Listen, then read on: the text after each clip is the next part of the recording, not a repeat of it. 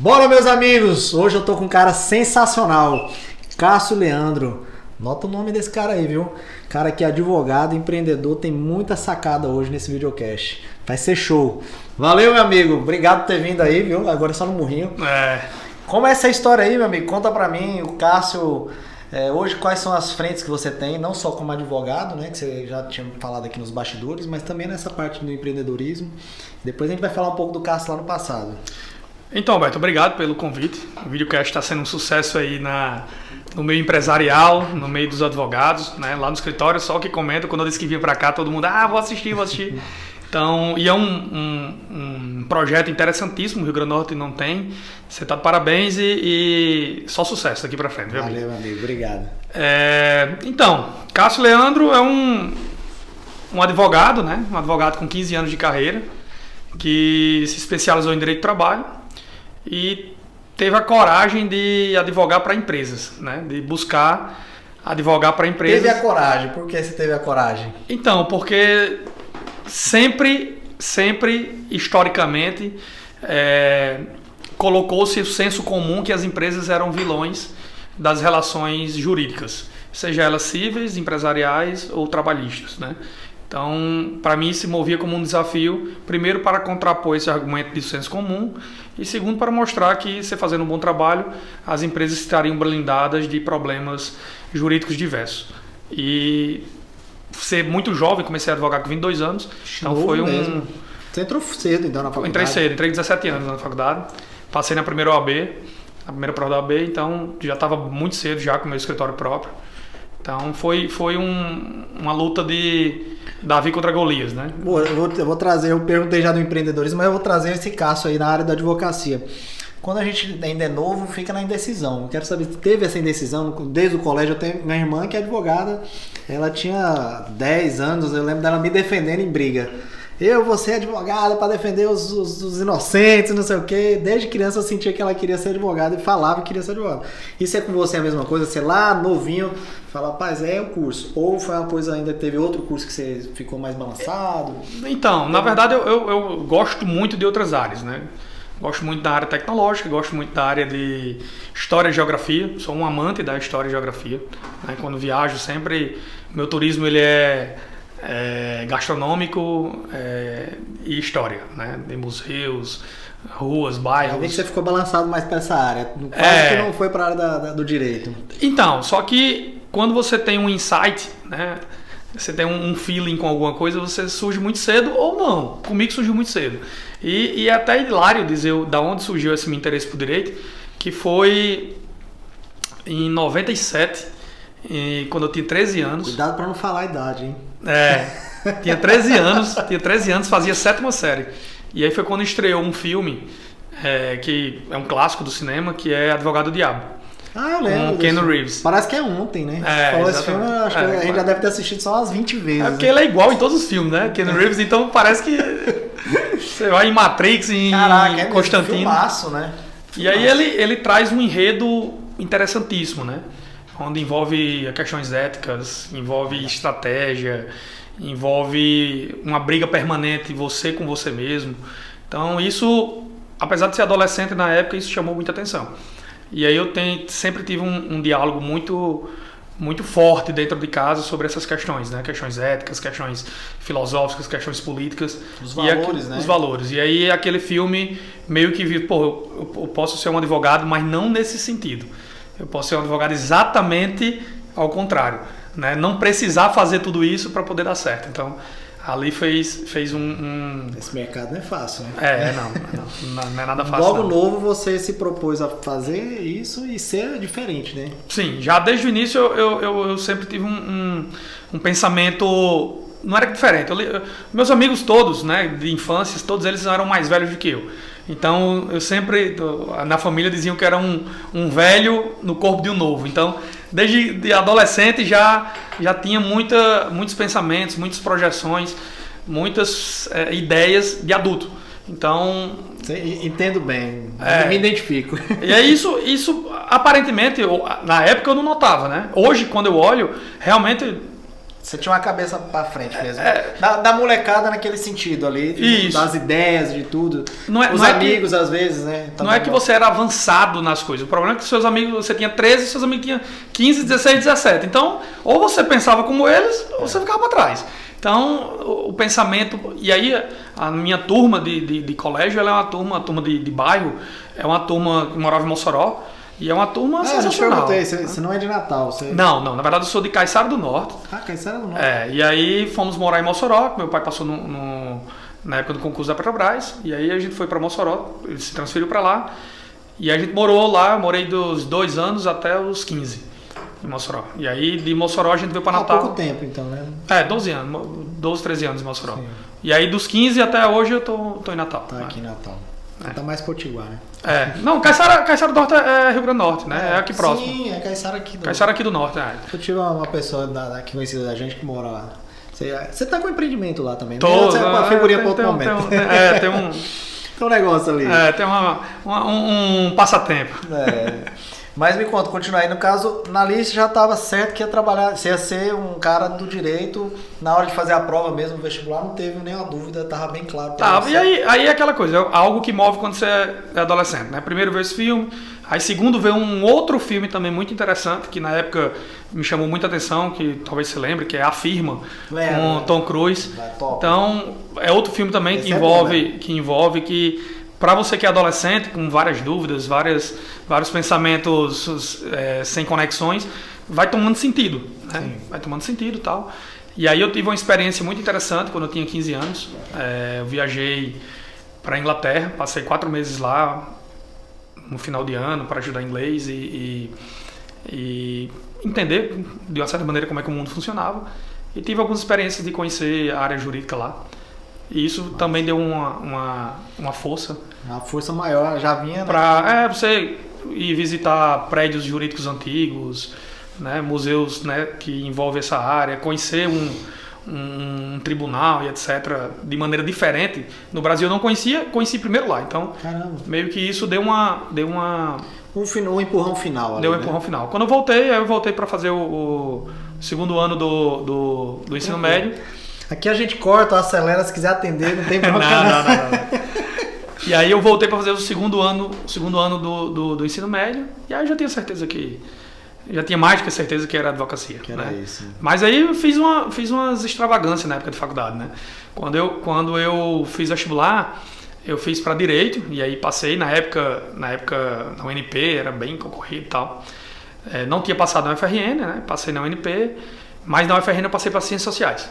E aí entrei em Ciências Sociais e passei na época na Cefet, né? Eu lembro da Cefet, né? Que é IFRN. Que agora é IF. Na época a Cefet tinha um curso que era Comércio Exterior. Caramba. E aí eu passei também. E aí eu fiz a loucura no primeiro semestre de cursar as três faculdades. Durante 6 meses. Foi... Para um adolescente... Porque assim, você falou, vou fazer essas frentes aqui, sei lá atrás eu já gostava de algumas frentes. Cara, o exterior... Como foi isso? O comércio exterior foi a situação mais inusitada. Um colega chamou, vamos fazer lá para ver como é e tal. Eu disse, bora. Lá e passou. Passei. E a gente se inscreveu. Me inscrevi, botei foi 2 disciplinas só. Ciências Sociais não. Ciências Sociais eu já tinha um interesse pela parte sociológica, a parte de antropologia e a parte política também. Eu me interessei bastante. E Direito antes de entrar em Direito eu já tinha esse vínculo. Então, foi interessante. Durante 6 meses com um garoto de 18 anos foi meio Mas louco. Aí você... Né? Não, aí não tinha como. Não dava. Aí com 6 meses eu tranquei Comércio Exterior. Aí fiquei ainda 5 semestres cursando Direito e Ciências Sociais. Mas aí chegou um momento que Direito teve que ter escolhas mais fortes, como estágio, experiência profissionais em tribunais... Sim. E etc. E aí não teve como mais adequar a agenda, digamos assim. Sim. E eu brinco muito, né? Que apesar de gostar muito de trabalhar, de fazer essas loucuras logo cedo, tinha que ter tempo também de se divertir, né? Então, namorar, né? De se divertir, namorar, e não dava. Mas hoje, sendo sincero, olhando para trás, eu acho que talvez se eu tivesse insistido, tinha concluído Ciências Sociais e tinha tido uma formação ainda mais humanística do que eu tenho. Mas mesmo que pouco tempo, acaba tendo uma bagagem, né? Foram 5 semestres, né? 5 semestres em Ciências Sociais é é carga pesada. São né? quantos semestres? São 8, mas aí você pode já emendar numa especialização lá de mais um ano. Caramba, por pouco então. Foi por pouco, faltava 3 semestres, na época meus pais falaram, meu pai e minha mãe falaram, vá, tente, só que você começa jovem, começa a ter dinheiro, começa a viver coisas que você não vive como estudante, não, você estagiando, eu cheguei a estagiar em 3 locais. Estagiava no escritório da advocacia, estagiava na Justiça Federal e estagiava na Assembleia Legislativa. Então, de madrugada fazer faculdade. Aí eu transferi direito para de noite, né? Caramba. E era uma loucura, era uma loucura. Aí tem que escolher. Aí essas escolhas hoje eu vejo que a escolha deu certo, né? Que graças a Deus deu certo. Mas eu acho que tivesse abdicado de algumas coisas, talvez tivesse dado tempo. Mas eu acho que também não é algo que... Não te vai sofrer, né? Não. Talvez você ia ganhar um pouco mais. A vontade de estudar é sempre, né? Tanto é que depois de 10 anos sendo professor em sala de aula, eu deixei 10 anos? Qual foi essa experiência sua? Eu me formei em 2006, aí durante a conclusão do curso de Direito, eu já fiz a especialização em Direito do Trabalho e Processo de Trabalho, e aí concluí ela em 2007, e aí em 2007 eu fiz umas provas para faculdades particulares para ser professor, passei em 2 faculdades, e aí fui ser professor, e fiquei de 2007 a 2017. Passei 10 anos em sala de aula ministrando Direito do Trabalho e Processo de Trabalho. E foi uma das experiências, assim, nós temos poucos anos de vida, né? Mas nesses poucos anos de vida profissional, mas são 15, foi algo que você cresce absurdamente todos os dias. Né? As adversidades de uma sala de aula, ela é algo que não dá para descrever. Porque você lida com o ser humano, lida com conhecimento e lida com tudo que o ser humano tem, frustrações, ansiedades, e você quer transmitir conhecimento.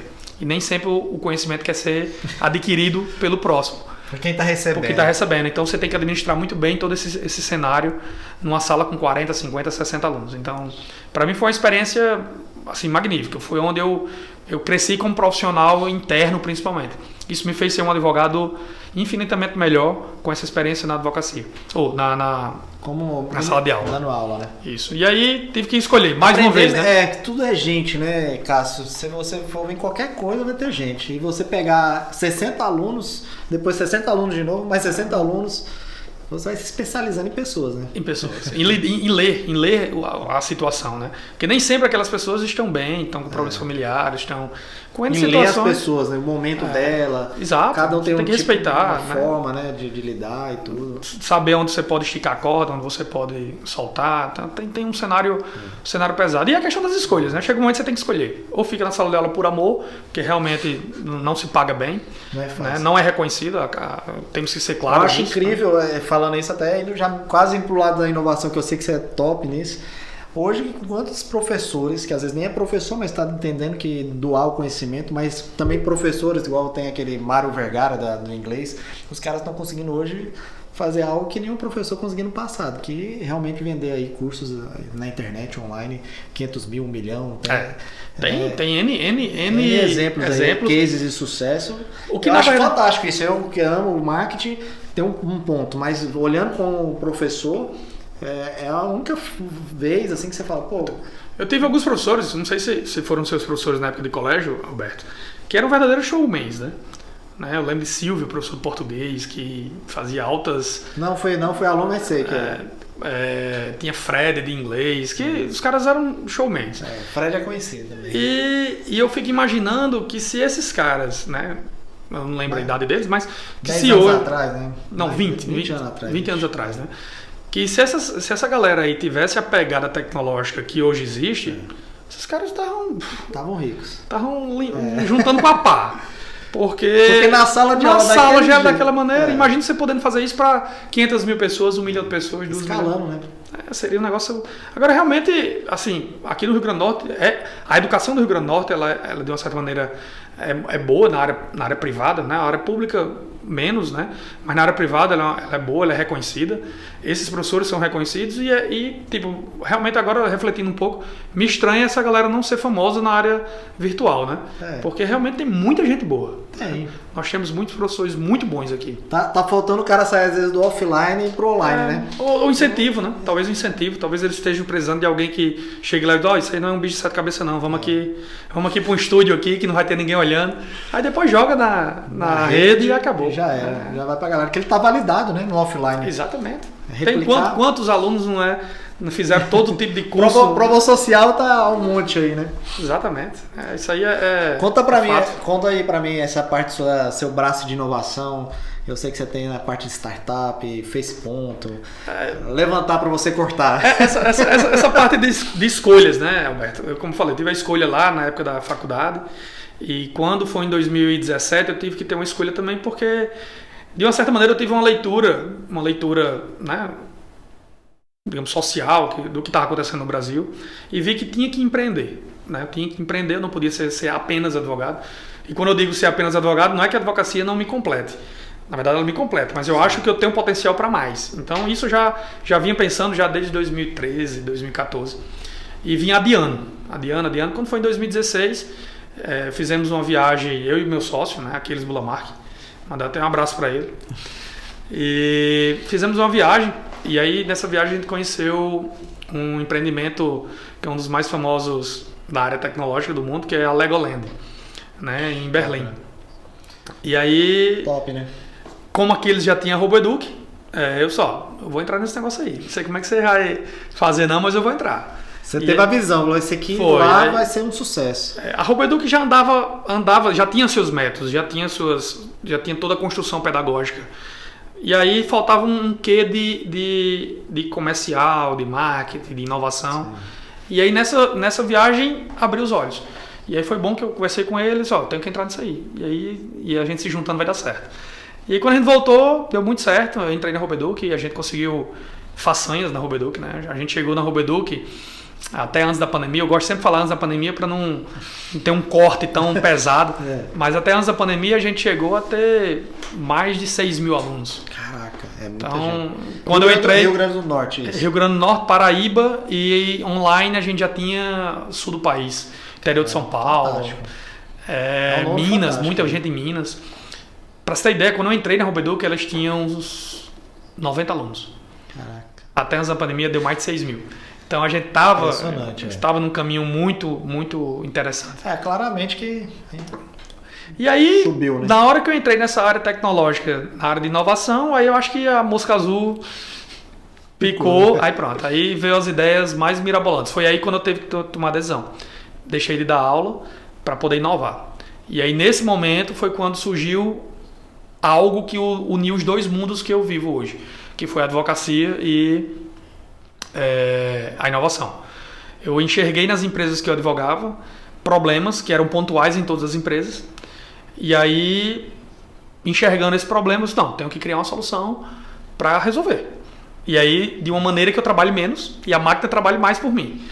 E aí foi quando veio a ideia do Fez Ponto, que a gente já existia algo parecido no mercado, né? Não foi do zero, não foi uma ideia... Existia não aqui na nossa região, existia no Brasil. No Brasil. Brasil. Existia do Brasil. E aí não foi uma ideia original, mas foi uma ideia diferenciada, porque componentes que tem no Fez Ponto, até hoje não tem nenhum outro. E aí para isso eu fiz, então para validar isso, eu vou propor isso no mestrado. Vou fazer uma prova de mestrado na UFRN. Massa. E vou propor essa ideia. Se a galera lá aceitar é porque o negócio é bom. E aí lembro demais que eu fiz a prova em 2018 e eram 20 vagas, tiveram, 200 concorrentes. Eu fiquei em terceiro lugar, um advogado, em terceiro lugar, com nota a 2 décimos abaixo do primeiro. Foi fantástico. Não, foi algo que quando saiu o resultado eu olhei assim, isso é um troféu. Ou tem uma coisa muito errada, ou tem uma coisa muito certa. E aí...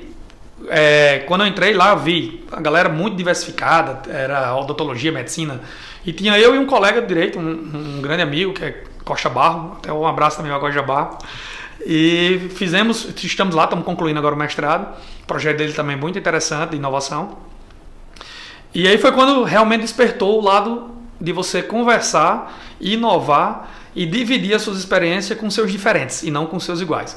Massa. Então foi quando eu vi que você lidar no seu vínculo só com advogados, ou você que é de marketing, lidar só com marketing, verdade. Você perde a criatividade. Então quando eu comecei no mestrado a lidar com todos os profissionais distintos, foi quando o negócio andou assim rapidamente. E aí vieram N ideias que começaram a ser colocadas no papel, até a pandemia chegar, muitas avançaram com a pandemia, outras bombaram por ser virtuais, outras que eram mais físicos tiveram que dar uma acalmada. É um desafio, né? Uma dificuldade que tem, né, hoje. Mas vai voltar, se Deus quiser. Vai. A gente Isso é só obstáculo pra gente evoluir, né? Isso é só um teste. É um teste. É só um teste, pra saber se a gente gosta mesmo de fazer. É bem isso mesmo, meu amigo. Mas me fala um pouco mais, assim, o FacePonto hoje, qual é o estado que tá, né? Você falou dos 90 clientes para 6 mil. Não, do Roboeduc. Do Roboeduc foi 90 para 6 mil. Mas a Roboeduc, só concluindo a Roboeduc, a gente fez ponto. A Roboeduc, eu sempre brinco o seguinte, nós sobrevivemos. Né? Estamos no segundo ano de pandemia e sobrevivemos. Conseguimos manter todos os empregos que tinham gerado, 28 empregos. Sem atrasar salários, sem recorrer a nenhum artifício que venha prejudicar a relação empresa-empregado. O principal, acho que o desafio foi logo no começo, né? Que era muito inseguro, pra sem gente, saber. Por incrível que pareça, Alberto, o início pra gente foi tranquilo, porque a gente já lidava com esse offline. Sim. Então a gente que levou as soluções para as escolas, a gente que levou as soluções para os pais. E aí foi muito bem aceito. O problema foi que com o agravamento da crise, houve a redução da circulação financeira, que obviamente impacta. Então o problema foi tipo com 6 meses. No início foi tranquilo. Você levou a solução, mas aí o que mais pega mesmo é a parte financeira. A parte financeira. As famílias, e a pessoa quer cortar... as famílias... E é natural. Eu, como pai, na hora que apertou, a primeira coisa que você corta são, em tese, os supérfluos. Né? Você vai cortar um inglês, você vai cortar a natação, você vai cortar... Obviamente que isso daqui vai ser cortado depois que outras tantas coisas já foram cortadas. Porque a educação da criança você deixa para fazer por último. Né? Mas recuperamos, né? Estamos recuperando agora. Estamos em índice mais ou menos de 65% antes pandemia. Certo. E temos uma expectativa de até o final do ano chegar a 150% antes pandemia com o virtual. Massa. Que a gente viu que o virtual conseguiu dar uma alavancada boa de outubro para cá, que a gente conseguiu expandir a nível do Brasil. Você expande, né? Vai para outros lugares com mais força. Consegue, e aí não tem mais a barreira física, né? Então conseguimos adaptar bem. A gente já tinha essa transição da robótica virtual, então espantou os pais no início, né? Os pais, como é que vai fazer virtual, né? Mas aí quebrou, o plano pedagógico da gente é muito forte nesse sentido e já vinha sido validado com N mestrados e doutorados dentro da equipe, então foi algo que foi difícil, mas foi bom. Foi bom ter passado por isso, porque mostrou que é sólido tudo que a gente está fazendo. Legal. E diante disso, o FacePonto aí é o xodó, né? O FacePonto é o xodó, que envolve o direito e a tecnologia. FacePonto, a gente lançou o FacePonto em novembro de 2018, lá no Fórum de Negócios. Eu lembro. E aí lá... O Fórum de Negócios já no Arena. Já no Arena. E aí a gente lançou lá, eu lembro até que Fred Alecrim, mandar um abraço para ele também, ele incentivou, vai Cássio, coloca lá no fórum para receber investimentos. Mas tem 3 clientes, 4 clientes, coloca a ideia maravilhosa e tal, não sei, aquele jeito dele muito massa de ser, né? Motivando. Não, ele é aquele cara iluminado. Entusiasmo, né? É iluminado. Acaba ter ele do lado só para dar bom dia. Não precisa nem fazer consultoria, só dar bom dia que já resolve. Ultimamente, inclusive, eu não conheço ele pessoalmente, tem vários amigos em comuns. Você já sei que é um outro amigo que eu quero até conhecer. Mas sem querer ele me ajudou na consultoria que a gente está fazendo de tráfego, na Michele. Michele falou, olha, eu estou tendo aqui a consultoria do Fred Alecrim, ele disse que minha empresa precisa de tráfego. E aí, através, sem a indicação dele, mas ele... ligou a chave, né? Ligou a chave, né? Eu acabei sendo contratado. Não, o Fred é fantástico. O Fred é um exemplo mesmo aqui no Rio Grande do Norte de pessoa, de empresário. Da média, né? É acima da média. Acima da média. É um cara que eu acho que até ele tem uma valorização muito maior fora do estado do que propriamente aqui, né? Aqui, obviamente, tem um reconhecimento muito grande, mas do grande público ainda não tem. E eu acho que merece porque ele tem muito a contribuir com o Rio Grande do Norte, muito mesmo. É um cara fantástico. E aí a gente colocou lá, avançou, deu certo. No Fórum de Negócio, a gente pegou vários clientes. Negócio bacana, fácil de vender, porque realmente toda empresa precisa. E é baixo o investimento? O custo é muito baixo, então toda empresa precisa. E aí foi quando a gente começou a trabalhar estrategicamente. Vamos analisar o cenário do Rio Grande do Norte. Quantas empresas tem, quais são as suas dificuldades com esse tema. que é o jornada de trabalho, né? Que envolve hora extra, intervalo de almoço, ponto eletrônico, todo esse gerenciamento de jornada de trabalho do funcionário. E aí a gente criou um perfil que viu que o Rio Grande do Norte tem aproximadamente 8 mil empresas que estão entre 20 e 200 funcionários. 8 mil empresas? 8 mil empresas. Caramba. E aí foi quando a gente disse, o público da gente é esse. Mas a gente atende de 1 funcionário a 1 milhão. Mas esse aqui é a fatia onde a gente quer atingir, né? Dar um gás. E foi quando a gente, errando... E isso tudo que eu tô falando é 1 ano. Não foi, não foi assim, não, né? Não foi assim, não. Em um mês. Não. Foi um ano de... testes, né? De teste, erra aqui, acerta ali, investe no virtual, investe na venda física, investe no porta a porta. E aí foi quando a gente conseguiu, na pandemia, ver qual era o melhor cenário para crescer. Aí na pandemia a gente deu estouro. Realmente, tem muita gente que fala, não gosta de falar, não, a gente deu estouro mesmo. Na pandemia absurdo, a gente cresceu. Você nem imaginava, né? Não imaginava. É uma facilidade, né? Para o empresário. É uma mão na roda. Era a mão na roda para na pandemia, com home office, para o empresário foi uma mão na roda. E aí, a experiência que eu tinha... Você estava pronto no momento certo. No momento certo. E aí foi quando a gente teve um problema bom. Que era a gente não tinha pessoal técnico especializado para implantar o FacePonto nas empresas. E aí foi quando veio tudo, né? Aí vocês têm um suporte fantástico, porque a demanda chegou de uma vez. Foi. Não, e também nesse meio tempo a gente participa de um concurso nível nacional. Você me contou isso. Participa de um concurso nacional com 3 mil empresas na primeira fase. Aí vai para a segunda fase 700 empresas. Na terceira fase... Nacional, né? Brasil. Nacional, Brasil, do Ministério da Ciência e Tecnologia. Caraca, top. Aí na terceira fase, 100 empresas. Na quarta fase, 30 empresas.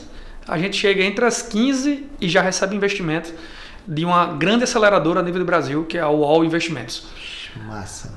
Lá de Porto Alegre, do Rio Grande do Sul. Rio Grande do Sul. Você esperar isso da vida, hein? Não. Olhando lá no passado. Da primeira decisão que teve que tomar no curso de comércio exterior, rapaz, não imaginava, porque quando se vem de família mais humilde, você tem sonhos, mas você não sonha tão longe, né? Tão longe. Não é que você não sonhe grande, mas você não sonha tão longe. Você sempre sonha mais próximo, né? E apesar de os meus avós são bem humildes, meus pais já deram uma condição muito boa pra gente, mas tiveram suas dificuldades né, de vida. Mas a educação sempre foi algo primordial e de total preferência e escolha dentro de casa. Então, não imaginava tanto. Não imaginava, mas sabia que... mais você vai chegar, né? E sabia que pela educação alcançaríamos qualquer coisa. E aí estou vendo agora que foi através de um mestrado, através de uma escola de robótica, através de 10 anos de sala de aula, tudo vinculado. O pilar é a educação. Então, incrível, né? Se a educação, se não for priorizada por todos, né? Os resultados são pequenos e você não deixa um legado. Eu sempre digo isso. Eu acho que a gente tem que deixar, apesar de contraditório que todos nós somos como seres humanos, mas quando, digamos, você vai falecer, né? Você deixa um legado. E aí as pessoas vão lembrar de você do que você fez de bom. E aí você começar a construir isso desde cedo de uma certa maneira é gratificante como profissional. A gente faz, lógico, vários desafios da gente, algumas vezes só financeiro, mas eu acredito no que você falou, né? Deixar um legado é bem bacana, né? Você pensar nisso. Poxa, eu contribuí com minha cidade, com o meu estado, com o meu país. Né? E a gente tem um discurso muito fervoroso nessa parte, né? Quando eu entrei no mestrado, eu fui um crítico muito ferrenho da relação da universidade com o meio empresarial. Tanto é que os professores olhavam assim para mim, rapaz, quem diabo é esse louco que tá chegando aqui? Quem é esse louco que tá chegando aqui criticando a universidade? O que é que ele quer? E aí, a minha crítica ela nunca foi destrutiva. Eu sempre disse o seguinte, que a universidade pública é fantástica, né? Eu acho que as pessoas precisam conhecer muito por dentro da universidade para entender o mundo que é aquilo ali. É algo realmente que, se der oportunidade para um jovem lá, o jovem faz estrago. E o que estava faltando era essa comunicação. Está faltando. Melhorou bastante, mas está faltando. E não melhorou por causa de mim, não. Foi por a ideia da turma lá, que realmente tem muito professor muito foda, a equipe lá é fantástica. Vê o Metrópole Digital, não precisa falar mais nada, né? ver o Impacta, ver outras tantas aceleradoras que tem lá dentro. É incrível mesmo, né? O que eles fazem ali. É algo. Mas eu dizia o seguinte, que aquilo ali era muito massa, mas tinha uma parede que não deixava ninguém ver o que estava acontecendo lá dentro. Então, uma das coisas que era muito crítica era dizer... Por que você fala que tem uma parede? Não, porque, vamos lá, se você começa a falar só entre sim. Entre você... Só assim, seus iguais, né? Entre seus iguais, dentro de casa, ninguém que está fora vai saber o que está acontecendo. É verdade. Eu sou um crítico em dizer o seguinte, como verdade. é que a UFRN tem um setor de comunicação específico, mas não tem um jornal forte em divulgar os feitos da UFRN? Não precisava citar nada além do que se produz dentro da UFRN, que já teria pauta pro ano todo. É verdade. E aí é uma noticiazinha. Um programa desse aqui, por exemplo? Uma noticiazinha aqui, uma noticiazinha ali. O pessoal ia ter uma consciência diferente. Cara, quantidade de coisas boas, da parte de inovação, da parte científica que essa universidade produz, o IFRN produz. A UFRN tem uma incubadora, Alberto, que hoje tem 20 empresas lá dentro, e as principais startups do Rio Grande do Norte, que hoje estão a nível nacional, saíram do IFRN. Cara, diga aí. A gente tem a Autoforce. Poucas pessoas sabem disso. Ninguém sabe. A Autoforce é um exemplo que hoje está a nível... A Fext também está a nível nacional, espalhada no Brasil todo, recebendo investimentos milionários. Então, ninguém sabe. Tipo, incrível. O que é que está faltando? E eu até brinco, poxa, o IF é em frente ao Midway. Vocês podiam pelo menos ir lá no Midway, pegar numa praça de alimentação daquela e começar a conversar sobre isso. Então, não sei o que falta. Tipo, às vezes é aquelas histórias das brigas de quem é pequeno contra quem é grande, sem saber como... Pode ser um momento, vai ter um momento que vai acontecer isso. Vai, as crises são ótimos momentos para que isso aconteça, né? Pessoal, o bate-papo tá show de bola, a gente vai fazer a segunda parte, que o cara aqui tem muito assunto, viu? Show, vamos lá!